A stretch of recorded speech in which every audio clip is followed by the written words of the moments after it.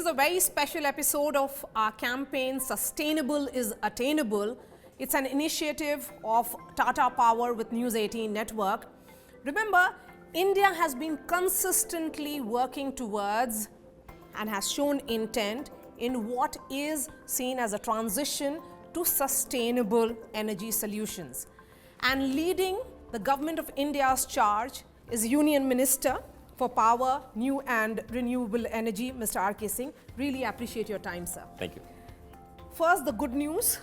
As per Climate Change Performance Index of 2023, India has ranked among the top 5 countries and is the best performing nation among the G20 countries. India certainly is appearing to be playing that big role, the big brother role. How are you looking at the Government of India's role? I mean, not only me, you will ask anybody around the developed world or developing world, and they will say that India has emerged as a leader insofar as energy transition is concerned, insofar as climate action is concerned. And in fact, we are in the top 5. We are actually amongst the larger economies, we are number 1. So other nations which are there in the top 5, they are Denmark, small countries. Now what we have done is that we have carried out energy transition at a pace which was unprecedented. We achieved our NDCs a good 9 years in advance of the date which we said that we will achieve it. So we said that by 2030, 40% of our power generation capacity will come from non-fossils. We achieved that in November 21. And today, 42% of our power generation capacity comes from non-fossils. Most of it is renewable, that is solar, wind, hydro. Nuclear is just about 6,800 megawatt. Now this, despite the fact that that's not the only part of it. Emissions reduction. Now we said that by 2030, we will reduce the emissions intensity of our economy by 33 to 35%. Now we are already at 30%. We've already achieved a reduction in emissions intensity of about 30% plus. So we'll overachieve that. Now this from a country whose per capita emissions are 1/3 of the global average. 1/3 of the global average, mind you, not 1/3 of UK or United States, 1/3 of the global average. And our share in the legacy CO2 load on this earth, on this planet, is just about 3.4%, whereas our population is 17.5% of the world population. So we're not responsible for this climate change which has happened. 85% of which has 85% of the legacy carbon load is by the developed countries. Ours is only 3.5%. And our current emissions are also 1/3 of the global average. And despite this, we've emerged as a leader in energy transition. No other country has added so much renewable so fast. No other country has taken steps to reduce emissions so fast. How has India achieved it in terms of the challenges and also the roadblocks that you have faced? We can do it. I mean, what have we done? Number 1, we achieved universal access, part of SDG 7. Imagine how many years after independence we did not have universal access. We had thousands of villages without connection to electricity, we connected that. Hundreds and thousands of hamlets, we connected that. 2 crore 90 lakh homes, 29 million homes we connected in 19 months. The International Energy Agency called it the largest expansion of access in such a short time frame in the history of electricity. And then we carried out an energy transition, the likes of which has not been seen. We transformed our country from power deficit to power surplus, right? We export electricity. We connected the whole country into one grid, running on one frequency. Today, my grid is the largest integrated grid in the world, bar none. So this was like a IS officer at work. You can say that. I mean, this is just RK Singh at work. Then we strengthened the distribution systems. We spent about 2,08,000 crores under various schemes in the past 5-6 years. And we added all 2,900 substations, upgraded almost about 3,000 odd substations. The change or added almost about 7.5 lakh circuit kilometers of HT lines, LT lines. We gave and installed 7.5 lakh transformers. Now, as a result of this, the availability of power in rural areas went up from about 12 hours in 2015 to 22.5 hours today. That's the availability of power. Now, in all this mayhem which happened post-COVID throughout the world, and you have the energy prices in the United Kingdom and Europe doubling, tripling, 3 times, 4 times. Now the people can't afford heating. Our energy prices have remained constant. Where you have load shedding all around you. You don't have any load shedding in our country. And the crisis in the neighborhood. Yes, despite the fact that my power demand has grown up by 12.5% in the last quarter. In the year, it has grown by 10.6%. Imagine a huge economy like us growing, the demand growing at 10.6% is huge. On a daily basis, my demand is about 20 to 25,000 megawatts, more than it was on the corresponding day last year. So we've done this. So we can do it. As per the revised target, India is expected to cross 50% of power capacity from non-fossil fuels by 2030. How do you plan to achieve it? We're already at 42%, mind you. We're already at 42%. Now, if you add, see, my total installed non-fossil capacity is about 177 gigawatts, that is 177,000 megawatts. And we have almost about 80,000 megawatts under different stages of construction. That makes it 250 gigawatts already. But in 2030, what is the meaning of 50%? In 2030, I expect my installed capacity to be about 800 gigawatts, right? Now, so I will need 400 gigawatts, that 400,000 megawatts of non-fossil. So the installed, under installation, etc., would comes to around 250 gigawatts already. I have to add 150 gigawatts. You know, this green hydrogen mission which we launched, my target is 5 million tons, and that's a modest target, mind you. In fact, it will be overachieved. My target is 5 million tons of green hydrogen by 2030.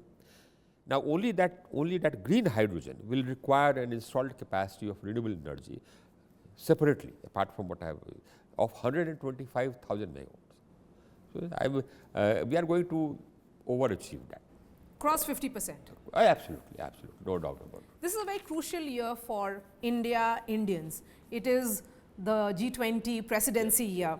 The theme is One Earth, One Family, One Future, Vasudhaiv Kutumbakam.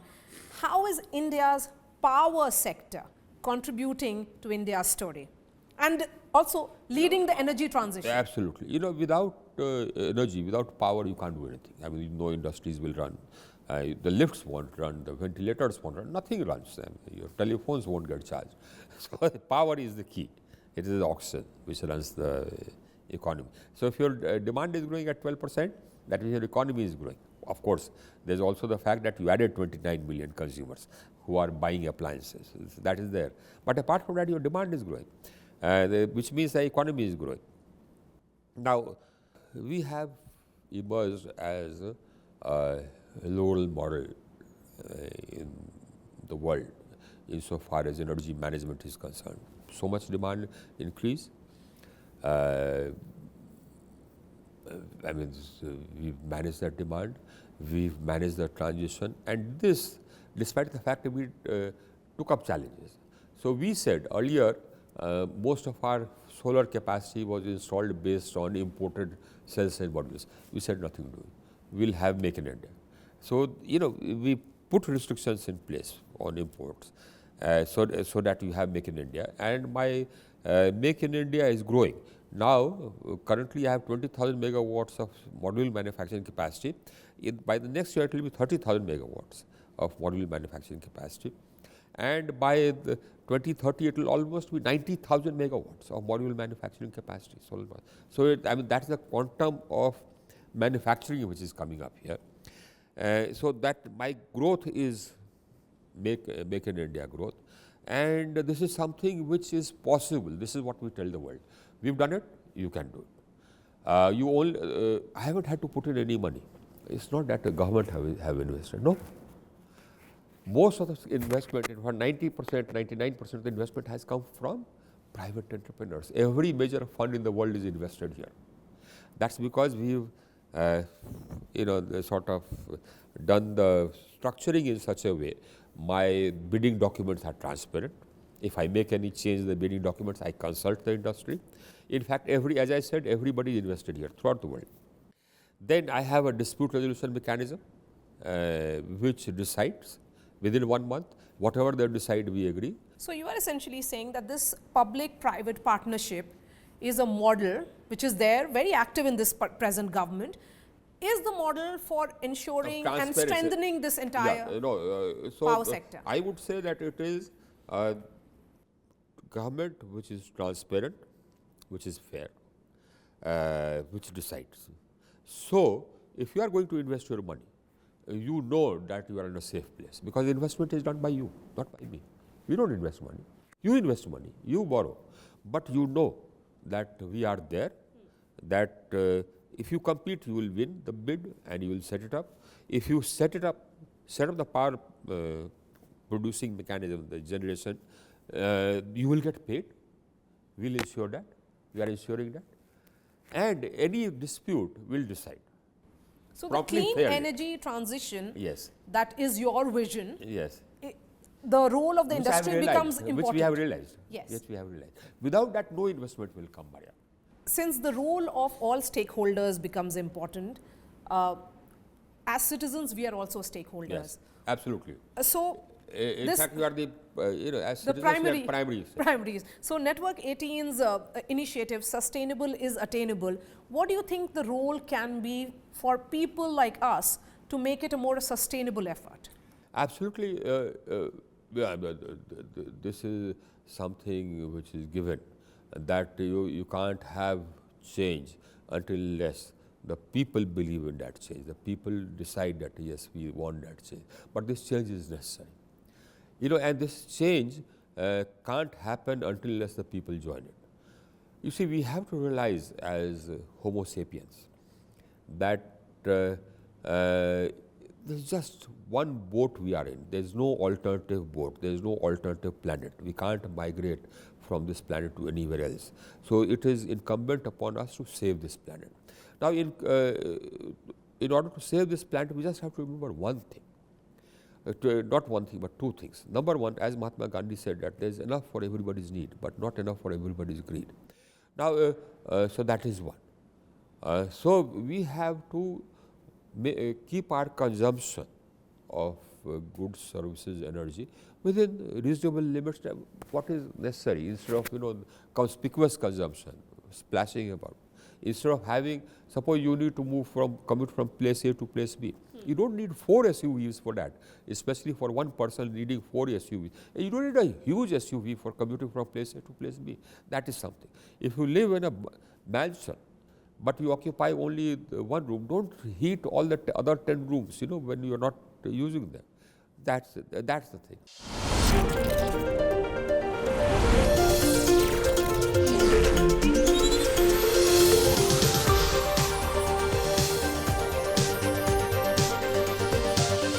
You've talked about solar energy capacity.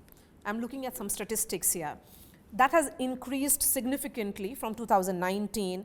At that time, it was 28,180 megawatts. In March 2019, it has doubled to 53,996 at the end of 2021-2022.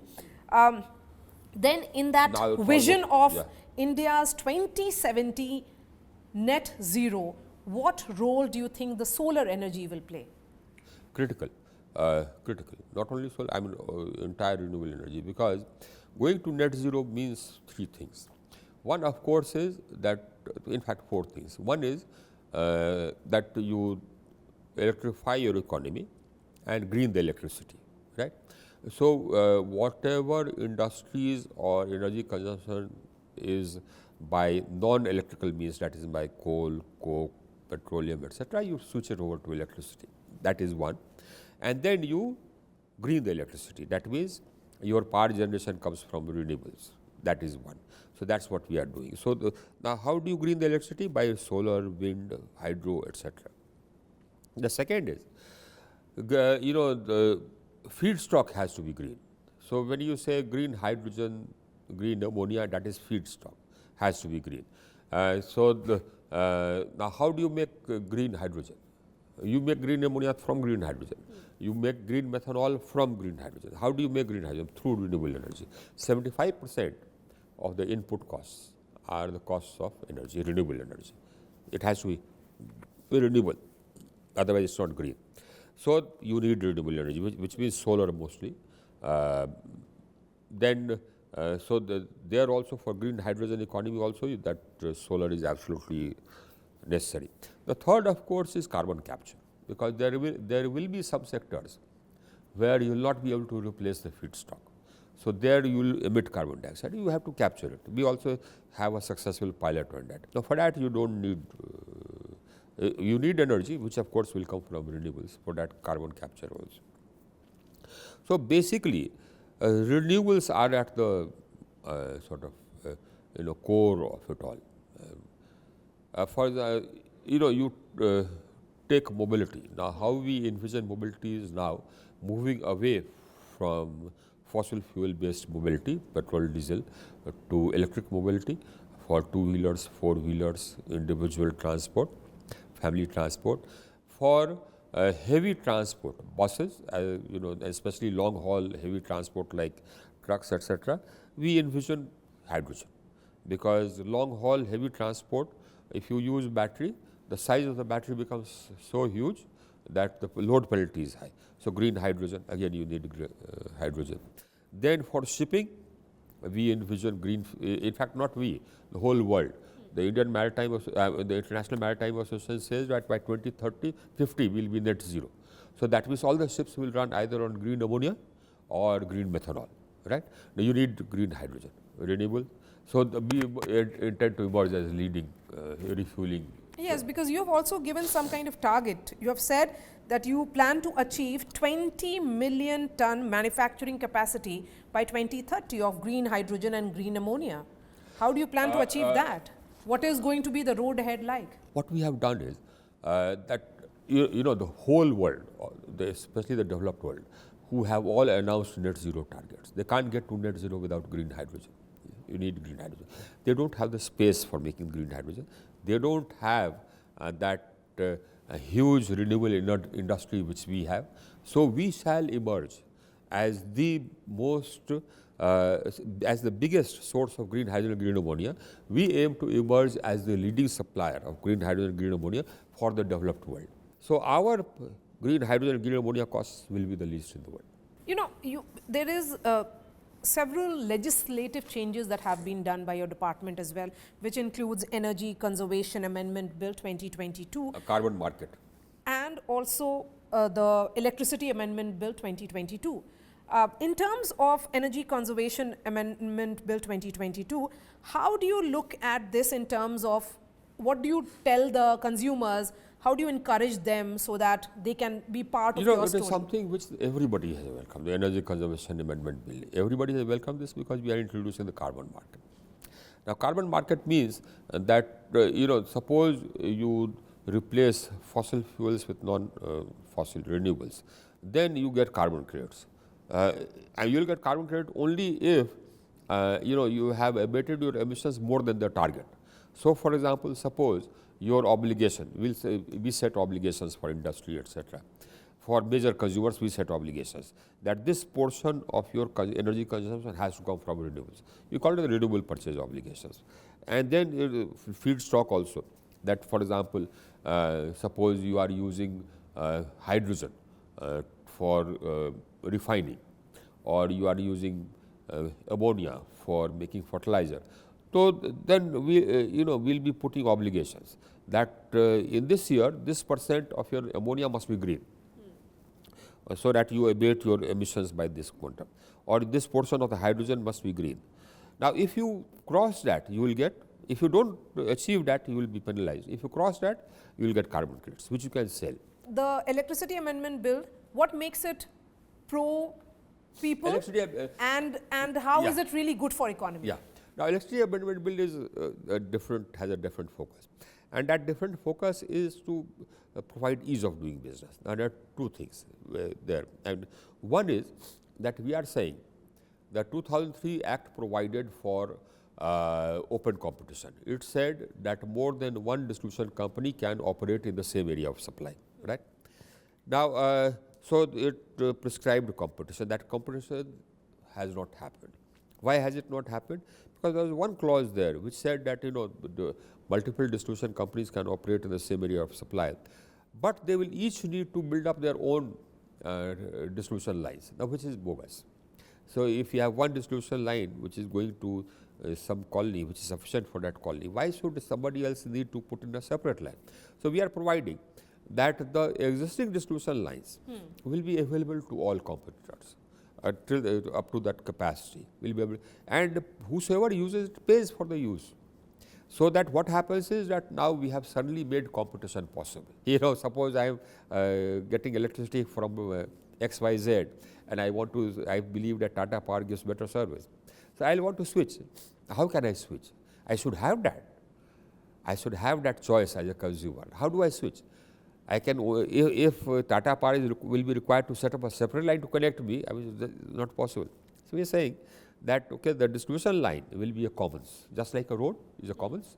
Anybody can use it. On that note, Yeah. I want to understand your final vision and Prime Minister Modi's vision about the coming decade, and that will be my final question to you.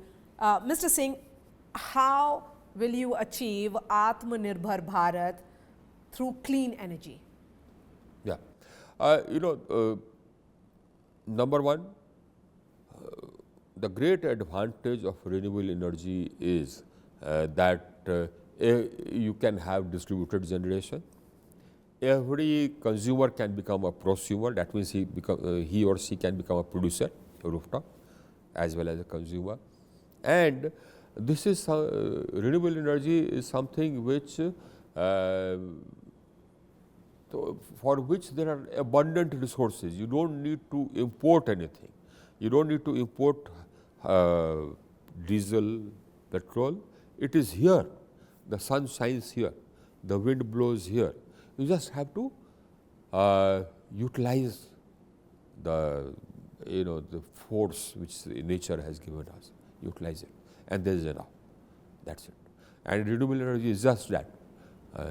Using the energy which is already there on the earth. So it is automatically Atmanirbhar. I mean, we have the sun, you don't have to go anywhere to get the sun. We have the wind, you don't have to go anywhere to get the wind. So what's the vision for this decade?